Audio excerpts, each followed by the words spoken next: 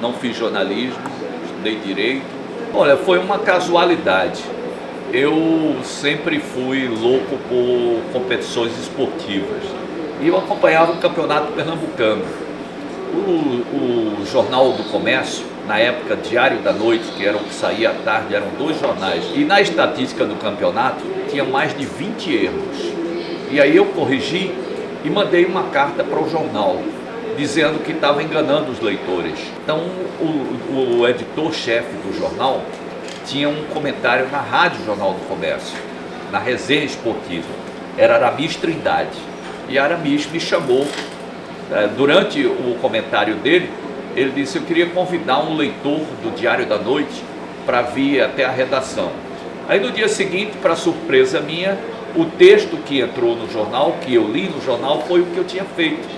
E na hora que eu voltei para a redação, ele me perguntou: quem fez aquele texto para você? Eu disse: não, fui eu que fiz. Ele disse: então você vai ficar fazendo. Então isso foi mais ou menos em 1966, 67. Depois eu trabalhei ainda um ano no Jornal do Comércio, saí, fui cuidar de outras coisas, entrei na revista Manchete, veio encontrar Chico na TV Globo.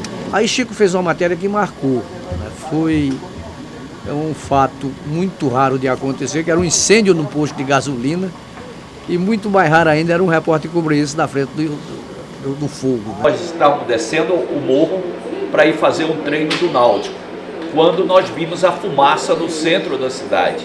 Era um posto de gasolina que estava tendo um incêndio muito grande, com um carro-tanque dentro e 5 ou 6 carros queimados. E daí nós chegamos bem na hora do incêndio, antes dos bombeiros, e eu saí puxando a câmera pelo cabo que era ligado ao cabo, e fui narrando o que estava acontecendo.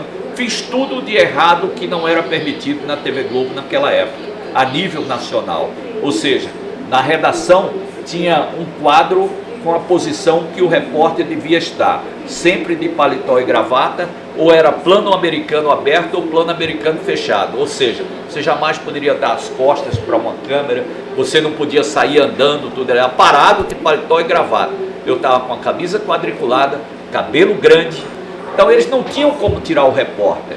Terminou o Jornal Nacional, Alice Maria, que era a diretora do jornalismo, ligou e disse: quem é esse maluco que fez essa matéria? Eu disse: é o repórter de esporte. Ela disse: manda ele para o Rio para cortar esse cabelo horrível dele e dar roupa e ele ter aula com a Glorinha Baltimiller. E aí a Glorinha muitas vezes fez exercício para eu mudar a minha maneira de falar, tudo, mas ela mesma concluiu e recomendou a Alice e Armando que eu não ia mudar, não ia tirar o meu sotaque, e que o certo seria eu falar com o sotaque nordestino como eu falo até hoje. Animação por toda parte. É Pitombeira dos 4 cantos que está na rua. Primeiro carro passando agora. É o desfile. Sem nenhum cordão de segurança. É o povo mesmo de Pitombeira que vem acompanhando. Ele mostrou para o povo o que ele já tinha mostrado para Armando antes. Quando na Copa do Mundo na Argentina... O jogo está correndo, mas eles querem briga. Termina o jogo e os argentinos vencem na guerra do futebol. Armando queria que ele dissesse Rosário e não Rosário, e ele continua dizendo: eu falo assim, vou continuar falando assim. Quer dizer, o povo sabia que Chico José tinha credibilidade para tanto. O sotaque era o de menos na situação dele. Ele teve aulas para falar com menos sotaque carregado. E ele se rebelou contra isso. Muita gente cedeu, né, e teve que se adequar às normas da emissora, que eram as normas da época. Mas eu acho que o Chico superou isso com competência, né, com personalidade. Ele mostrou: esse sou eu sei fazer assim. Vocês querem que eu trabalhe assim? Eu me lembro dele fazer aula de fonoaudiologia com Glorinha Voigt-Miller. Ele conjugava, inclusive, o verbo paralelepipizar, que era um exercício. Então, uma coisa é você saber falar direito, pronunciar corretamente as palavras, e a outra é você perder o sotaque. Perder o sotaque é uma coisa que é errado, ele considera isso errado, e ele sempre teve personalidade para defender isso. Eu acho que as pessoas têm simpatia pelos nordestinos. E eu comecei a ver isso andando pelo Brasil. Aonde eu chegava, dizia: ô nordestino, e brincava, bichinho, oxente, tudo, e eu ria disso, porque nós falamos assim. Então, eu faço também, eu tenho uma produtora carioca que fala: Diego, cara, porra! E eu fico sempre falando como eles falam. Nunca liguei para isso.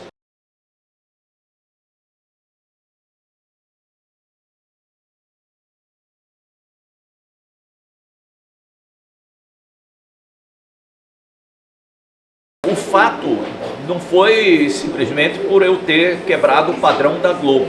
Foi pela necessidade que a Globo tinha de ter um repórter de vídeo no Nordeste. E aí eu passei a entrar 4 ou 5 vezes no Jornal Nacional por semana, porque aqui aconteciam muitos fatos. Foi no período da Grande Seca. Eu me lembro muito daquela campanha Nordestinos em Busca de Soluções, que era uma campanha que era feita na Rede e na Globo. E eu morava no Rio e eu ficava vendo aquilo ali. Chico era o representante da minha terra, falando sobre o povo da minha terra. E falando sobre um sofrimento muito grande. Nesta casa com paredes de barro, sem energia elétrica e sem água, uma mulher se tornou símbolo da resistência na luta pela vida. Em 1983, numa das piores secas do Nordeste, Dona Maria Iraci da Conceição enfrentava uma batalha diária para salvar a família. Ela acordava às 3 da madrugada para ir trabalhar, deixando em casa os 10 filhos. Água e sal, um pedaço de cabeça de boi. Ele não vai ao interior para mostrar como eles vivem. Ele vai e retira daquela pessoa de igual para igual. E é isso que faz dele diferente. Porque a pessoa fala para ele porque não sente que ele está numa posição superior, numa posição diferente. Não, ele fala para ele porque ele já chega como alguém que é dali, que é daquele meio, é feito daquela mesma matéria-prima. Conheço todos os Chicos, né? Eu conheço o Chico brabo, o Chico emotivo. Já mergulhei muito com golfinhos, mas nunca encontrei tanta afinidade. Conheço o Chico aventureiro. O jacaré atinge em cheio a perna direita do cavalo. O animal reage. Afoito.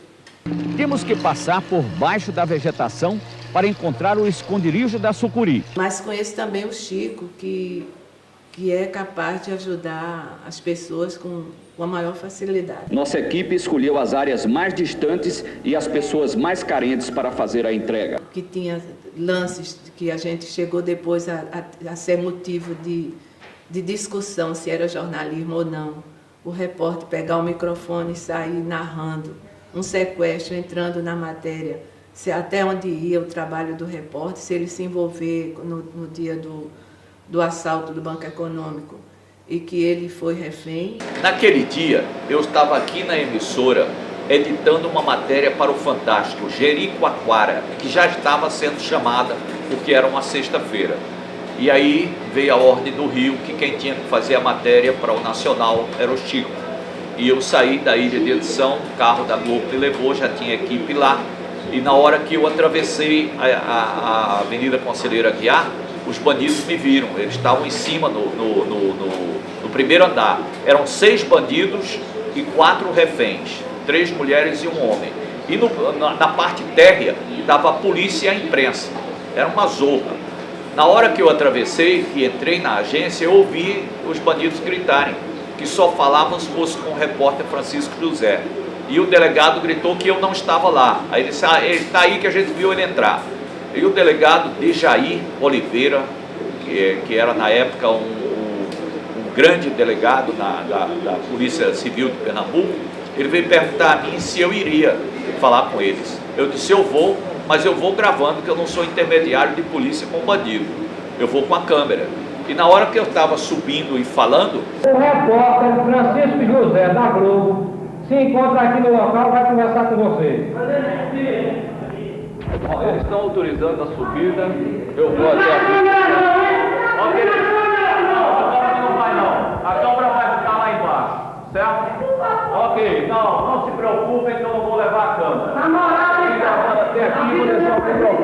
A luz vinha atrás, eles deram um tiro. Então eu coloquei o microfone no chão e falei para o cinegrafista que eu ia continuar falando, que ele continuasse gravando. E subi. Ok, eu estou tranquilo. Estou subindo forte. Não se preocupem que tudo vai terminar bem. Então eu conversei com eles e eles queriam o delegado para substituir uma refém grávida. Na viagem eles me disseram que queriam o delegado para matá-lo. Eles iam matar o delegado e tudo. Aí eu desci, falei que queria o delegado. O delegado disse, eu não vou. Quando eu voltei, que disse para eles que o delegado não ia, que iam dar o carro em troca da refém, ele queria matar a refém. Aí eu disse, eu fico no lugar dela. Bom, eles fizeram várias reivindicações.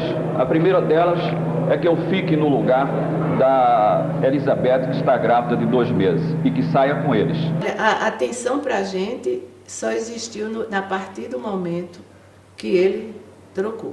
No momento que ele troca, que ele passa a ser refém, aí se ele volta ou se ele não volta, porque a gente sabe que ele não é cordato, né? Ele não era uma pessoa que ia baixar a cabeça nem para sequestrador. Perseguição. Boa. Se dentro de 30 quilômetros a gente não vê perseguição, eu garanto soltar 2 dos reféns, as 2 mulheres. Mais na frente soltarei o repórter e o gerente do banco. Se não acontecer isso, o jeito que tem vai ser a gente morrer tudo aqui, cara. Todo mundo morre aqui. É bom esclarecer que tudo isso está acontecendo pela perseguição que houve do pessoal da Delegacia de Roubos e Furtos. Se não fosse isso, eles já teriam soltado os reféns. Agora, o pior que tem aqui não é só a pressão dos revólveres no ouvido, é a posição. Tem 10 pessoas dentro desse carro, numa temperatura de quase 40 graus. Nós estamos a 70 quilômetros do Recife. Se houvesse compreensão e capacidade da polícia para resolver, já teria resolvido isso há muito tempo. Não podia ter havido esse cerco. Se acontecer alguma coisa, o responsável é o secretário de Segurança Pública, que se comprometeu quando me pediu para ficar como refém, quando me pediu para ir negociar com eles, que não haveria perseguição. Eu acho que Chico José não tem medo de nada, na verdade, né? Então, isso faz com que a gente admire ainda mais ele e o trabalho dele. Se você for ver uma matéria, uma chamada de uma matéria, no Fantástico, no Globo Repórter, Fundo do Mar, matérias assim, difíceis de fazer, e você não souber qual é o repórter, não está dito na chamada, pode ter certeza que é ele. É Chico José que está lá no fundo do mar mergulhando com tubarão, ele que está lá com os gorilas. Ele está ficando irritado porque nós estamos seguindo. Ele vai, a gente segue. E agora nós estamos cada vez mais perto. Daí aquela primeira atitude, como quem diz, estão chegando muito perto de mim. Saiam daqui, que isso aqui é a nossa área. Daqui a pouco nós vamos embora. Vamos observar mais o comportamento deste animal, que é único no planeta, só existe nessas montanhas.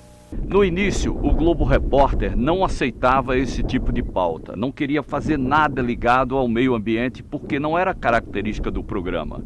E aí eu insisti para fazer Fernando de Noronha. O resultado de audiência foi extraordinário. E a partir daí era só faz outra. E eu passei a ir para os lugares onde eu tinha uma vontade muito grande de ir e não tinha chance, tipo Mar Vermelho, Barreira de Corais da Austrália, os navios naufragados durante a guerra na Micronésia, Ilha do Coco, que é cercada por mais de 10 mil tubarões no Oceano Pacífico. A Ilha do Coco foi uma fotografia de página dupla com 32 tubarões que um amigo me mandou da sucursal de Nova York, dizendo com um bilhetinho safado: por que você não vai fazer o Globo Repórter nessa ilha que tem tantos tubarões? E aí nós terminamos fazendo 2, nós fomos 2 vezes à Ilha do Coco, mergulhamos realmente com centenas de tubarões. Num dos programas eu falei 100, 200, 300, não dá para contar, porque são muitos realmente, principalmente no período do acasalamento. A primeira debaixo d'água, eu já mergulhava antes, né? Eu não tinha muita experiência, mas mergulhava. Foi no Batomuxi. Eu sugeri mostrar o Batomuxi no fundo do mar, que seria o único diferencial naquela cobertura. E vi o Chico debaixo d'água quando eu comecei a me destacar no jornal, no Eco 92, e ele fazendo um ao vivo embaixo d'água, que foi uma das coisas assim, acho que nunca mais foi repetida, de tão excepcional. Ele falava ao vivo embaixo d'água. Francisco José, ao vivo do fundo do mar. No comitê de imprensa, as pessoas pararam para ver o que é aquilo. Falar do fundo do mar para a televisão já é uma coisa muito difícil. Falar ao vivo, de noite, eu acho que até hoje no mundo essa experiência não se repetiu. Então seria para mim um castigo. E ao mesmo tempo, a natureza é um privilégio, porque você vai para lugares encantadores como esse. Você fica em determinados momentos esperando que aconteça a mudança do clima, o pôr do sol, momentos onde neva, que você espera que comece a nevar para filmar tudo, e isso me permitiu ir para os lugares mais bonitos do planeta. É tanto que você citou os 5 continentes, eu já fui também aos 2 extremos do planeta, no norte e sul, e já mergulhei nos 7 mares. Então isso lhe dá uma condição de vida onde o seu pai diz, olha a cara dele como ele está estressado, ninguém vai me ver estressado, porque para os lugares que eu vou, convivendo com a natureza, tudo isso dá uma condição de vida à pessoa muito boa, porque é um encanto você poder conviver com os animais, defender a natureza, que é o que nós fazemos no nosso programa Nordeste Viver e Preservar, porque eu me sinto hoje no auge da minha carreira.